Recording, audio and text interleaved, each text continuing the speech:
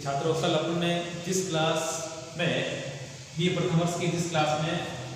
दो प्रकार के बल अपने पढ़े थे, अधोमुखी और ऊर्ध्वमुखी, या जिसे अपन कहते हैं महाद्वीपीय और पर्वत निर्माणक बल। और इन बलों में भी अपन ने दो चीजों को अपने मुख्य रूप से केंद्रित किया था। लास्ट में अवतलन, निवर्जन, निगमन की क्रियाएं अपन ने देखी थी। साथ में ये जो क्रियाएं थी ये महाद्वीपीय निर्माणों के संबंध में थी। और महाद्वीपीय निर्माणों के बाद दूसरा जो टॉपिक आता है, इसी के अंतर्गत दूसरा जो बल है जो छोटे स्तर पर काम करता है, बट उसका रूप है वो है पर्वत निर्माणक बल, या जिसे कहते हैं ऑर्जेनिक बल के कहा जाता है। और इस बल के जो फैक्टर्स है या जो रूप है वो सामान्यतः अपन ने दो प्रकार से माने हैं, या माने के दो प्रकार से होते हैं। फर्स्ट संपीड़न या संकुचन, और दूसरा है तनाव या फैलाव। संपीड़न या संकुचन से तात्पर्य किसी भी क्षेत्र में जब किसी कारणवश, जैसे तापमान में परिवर्तन की वजह से या फिर आपके भूमि में अत्यधिक तापमान की वजह से, ऊपर के भाग में तापमान की कमी से, तनाव और चट्टानों के बीच में जब सिकुड़न, मतलब मान लीजिए आपका धरातल का ऊपरी भाग है, ऊपरी भाग तो है वो सिकुड़ रहा है तापमान की कमी से, और निचले भाग में क्या होगा, तापमान के बढ़ने से फैलाव होगा। तो ये यहाँ पर फैलाव है और यहाँ पर सिकुड़न है। तो तनाव और सिकुड़न की वजह से क्या होता है कि चट्टानें, जहां सिकुड़न होगी वहां पर चट्टानें सिकुड़ेगी, और जहां पर अत्यधिक तापमान होगा वहां चट्टानों में क्या होगा, फैलाव होगा। तो ये जो क्रिया होती है जमीन के आंतरिक भाग में होती है। तब आंतरिक भाग में होने से जब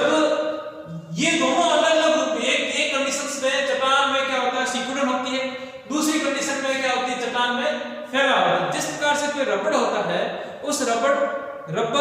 को हम लोग जितना खींचते हैं वो वहां तक खींचता जाता है, और एक लास्ट या अंतिम स्थिति ऐसी आती है जिसे वह जो रबड़ होता है वो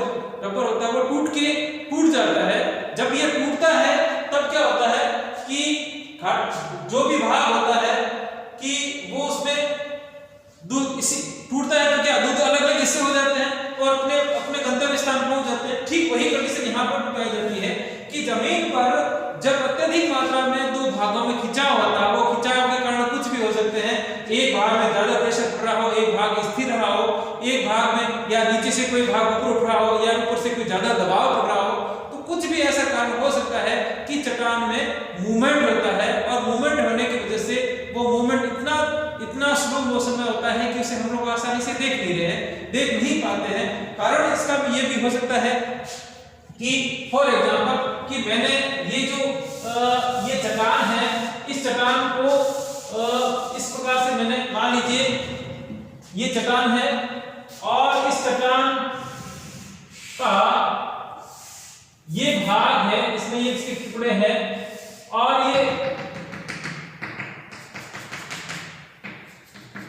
अब मान लीजिए यहां पर किसी कारणवश प्रेशर पड़ रहा है इस भाग में, तो ये भाग तो स्थिर है, परंतु ये कंडीशन कैसे हो जाएगी, दबाव एक लिमिट तक तो क्या होगी, ये इस प्रकार से नीचे मुड़ जाएगी क्योंकि दबाव पड़ रहा है, और बाकी वाले चट्टान ऐसे कैसे, तो ये नीचे घुस जाएगी क्योंकि जिस प्रकार से रबर होता है उस रबर को नीचे दबाएंगे तो एक लिमिट तक नीचे चला जाएगा। बाद में क्या होगा, जब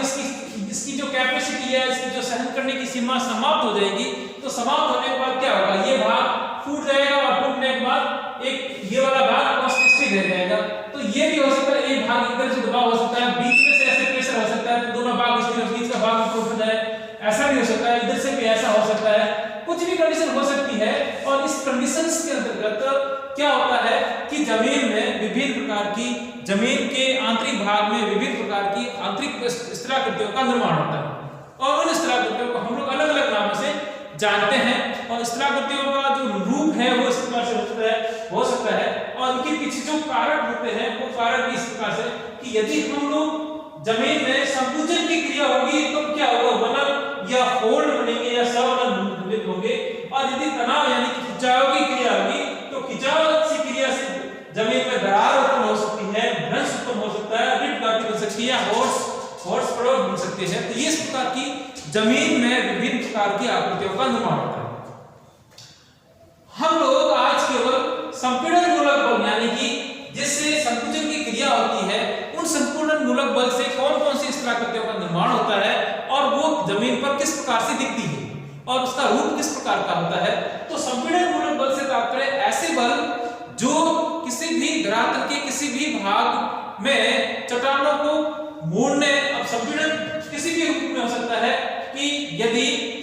संपीड़न से तात्पर्य संकुचन, और संकुचन किस प्रकार से किसी भी रूप में हो सकता है, जैसे इसका दबाव मान लीजिए चट्टान है, इस चट्टान का ये चट्टान है, इस चट्टान में इधर से भी दबाव पड़ रहा है, इधर से भी दबाव पड़ रहा है, तो क्या होगी, इस प्रकार से मुड़ेगी। ठीक है, ऐसा भी हो सकता है, या इसमें ऐसा भी हो सकता है कि ये चट्टान ऐसे है और इस पे दबाव इधर से भी पड़ रहा है और इधर से पड़ेगा, तब ये इस प्रकार से मुड़ सकती है। तो कहने का तात्पर्य है कि दबाव के कारण या प्रेशर के कारण जब चट्टान में संकुचन मतलब उसमें सिकुड़ने की क्रिया होती है, तो जब सिकुड़ेगी तब क्या, जैसे फोम होता है या रबड़ का या कोई फोम होता है या प्लास्टिक का फोम होता है, जैसे हम लोग दबाएंगे फोम क्या होगा, अपने इस प्रकार के रूप में परिवर्तित हो जाएगा। तो ये जो फोम है या ये जो मुड़े हुए भाग है, ये मुड़ा हुआ भाग ही हम लोग इसे भूगोल की भाषा में वलन या फोल्ड कहेंगे। मान लीजिए इसको इधर से दबाव पड़ा है और इधर से इसको दबाव पड़ा है, या ये भाग तो स्थिर रहा है और इस भाग में दबाव पड़ रहा है, इस दबाव दोनों तरफ से प्रेशर पड़ रहा है, तब जब क्या होगा, ये भाग तो स्थिर है और ये भाग इधर से खींचता जा रहा है, तो चट्टान क्या होगी, एक बीच में मुड़ जाएगी और मुड़ने से जो आकृति निर्मित होगी उस मुड़ी हुई आकृति को भूगोल की भाषा में हम लोग कहेंगे वलन और इंग्लिश में कहेंगे फोल्ड। इस फोल्ड या वलन के दो भाग होते हैं, अपनति और अभिनति। अपनति से तात्पर्य जो भाग मुड़े से मुड़ी हुई चट्टान का ऊपर उठा भाग होगा वो तो कहलाएगा अपनति, और जो भाग उस चट्टान का नीचे धंसा हुआ भाग होगा वो कहलाएगा अभिनति। ये तो होता है जब छोटे स्तर पर कोई भाग में मुड़ा होता है उसे हम लोग कहेंगे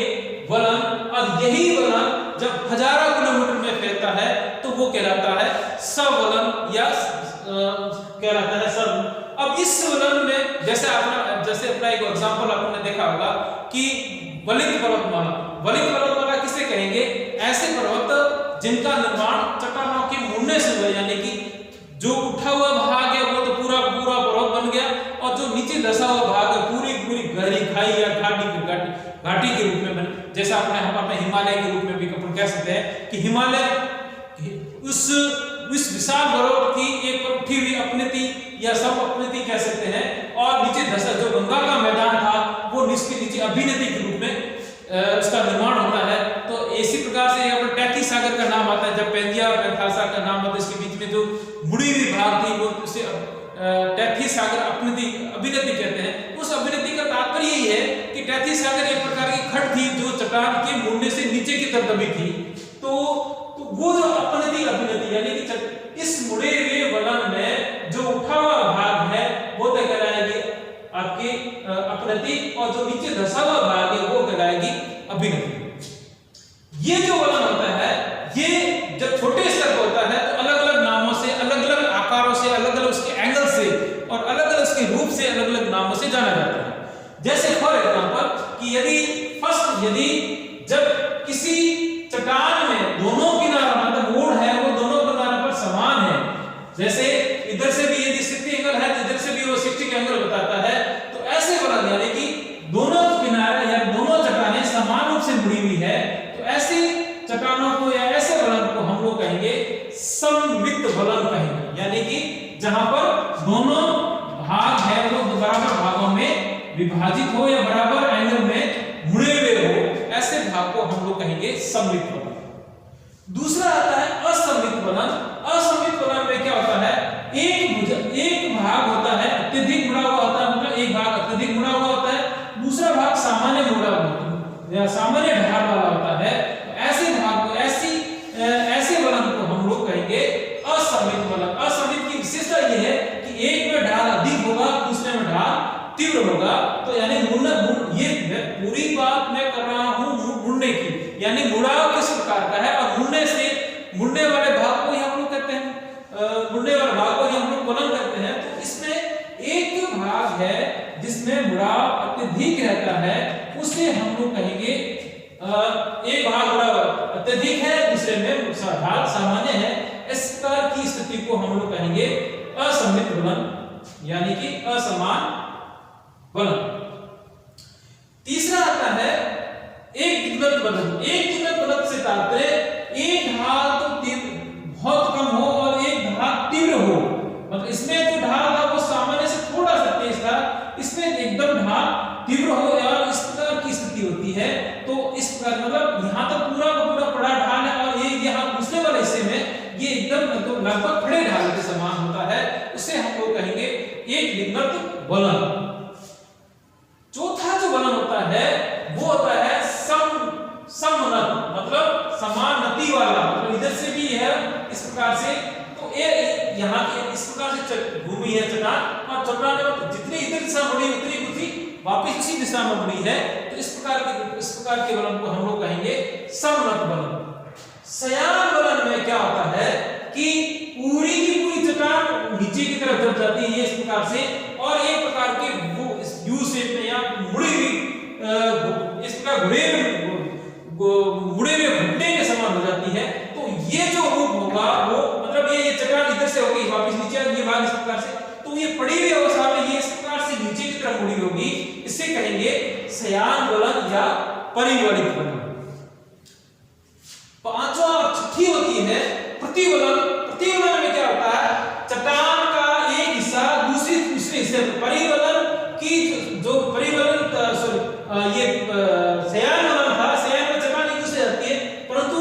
इसमें चट्टान एक दूसरे पर मुड़ी इस प्रकार, इसमें चट्टान क्या होती है एक हिस्सा उसके दूसरे हिस्सा पर नीचे की तरफ, यानी कि ये चट्टान ऐसे मुड़ी है और मुड़कर वापस दूसरी हिस्से पर वापस इस पर एक दूसरे पर आ जाती है। तो इस प्रकार कहेंगे प्रतिवलन, यानी कि यह मुड़ा हुआ पूरा का हिस्सा एक दूसरे पर स्थापित हो जाता है। तो इस प्रकार से मुड़ी हुई दिशा या इस प्रकार की आकृति को हम लोग प्रतिवलन के नाम से जानते हैं। फिर आता है कि चट्टान में कई जब किसी भी चट्टान में कई छोटे छोटे वलन पड़ जाते हैं और वलन पड़ने के बाद अपनति और अवनतियां बन जाती है और उसका आकार किस प्रकार से हो जाता है, एक पंखे के समान होता है। तो इस प्रकार के वलन को हम लोग कहेंगे पंखा वलन। ये देखिए छोटी छोटी आकृतियां, छोटे छोटे वलन एक साथ पड़ जाएंगे, इस प्रकार के फेन फोल्ड वलन के नाम से भी इसको जाना जाता है। पंखे के आकार में जैसे छोटा पंखा होता है, उस पंखे के आकार के रूप को हम लोग पंखा वलन या फैन फोल्ड वलन के नाम से जानते हैं। सातवां आता है बंद वलन। बंद वलन में क्या होता है कि जब किसी भी चट्टान में वलन यानी मूड है वो न्यून कोण से कम होते हैं और न्यून कोण से कम होने के कारण उसमें छोटे छोटे वलन पड़ते हैं। तो इस प्रकार की वो चट्टान आपस में एकदम पास में सिकुड़ी हुई और मुड़ी हुई अवस्था इस प्रकार से मुड़ी हुई अवस्था होती है। तो इस प्रकार के वलन को हम लोग बंद वलन के नाम से जानते हैं। और अंतिम आता है खुला वलन, मतलब ऐसा वलन जिसमें मोड़ होते हैं वो 90 डिग्री से अधिक और 180 डिग्री से कम होते हैं। तो इस प्रकार के वलन को हम लोग खुला वलन के नाम से जाना जाता है। ये सभी जो फोल्ड है, ये सभी चट्टानी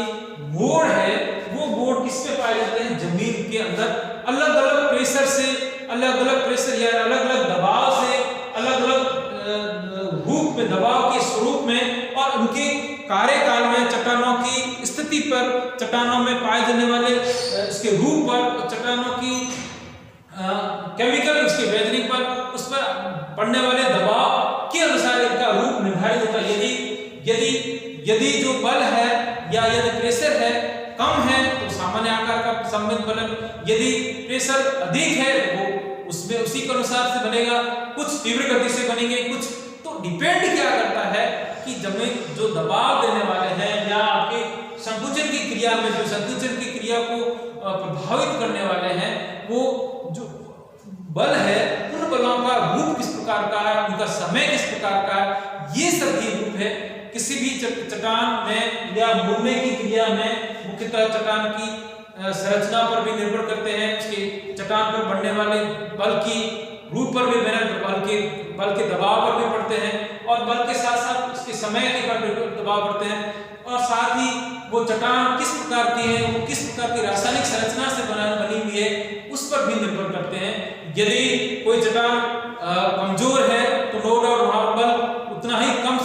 अधिक प्रेशर अधिक दबाव वाला बल काम नहीं करेगा, कम दबाव वाला बल ही काम करेगा। डिपेंड करता है कि धरातल किस प्रकार का है, वहां पर चट्टानें किस प्रकार की है, वहां पर जो लगने वाले बल है उनका रूप किस प्रकार का है, और साथ ही बलों की बल किस प्रकार से दोनों ओर से क्रियाशील है, एक ओर से क्रियाशील है, अंदर का किस प्रकार, ये सभी चट्टानें हैं। ये जो मोड़ है या वलन है वो इन सभी पर निर्भर करता है, और उन सभी स्थिति से ही इनके रूपों का निर्धारण होता है। मान लीजिए ये समान रूप से दोनों तरफ से समान रूप से तो सममित बन गया, तो इस दूसरे में क्या होगा, एक साइड से ज्यादा लगा, एक साइड स्थिर है, एक समतल हो गया। तो ये कंडीशन क्या है, इधर से इधर दबाव द्वारा भी कांस्टेंट रहा तो इधर से होगा। तो ये डिपेंड कर रहा है कि दबाव का रूप किस दिशा में है, उसके स्वरूप किस, तो ये सब डिपेंड करेगा जमीन के रूप, धरातल रूप और बल की प्रकृति पर निर्भर करता है, बल कितने देखिए। तो यहां पर जाके ये जो संपीड़न गुणक बल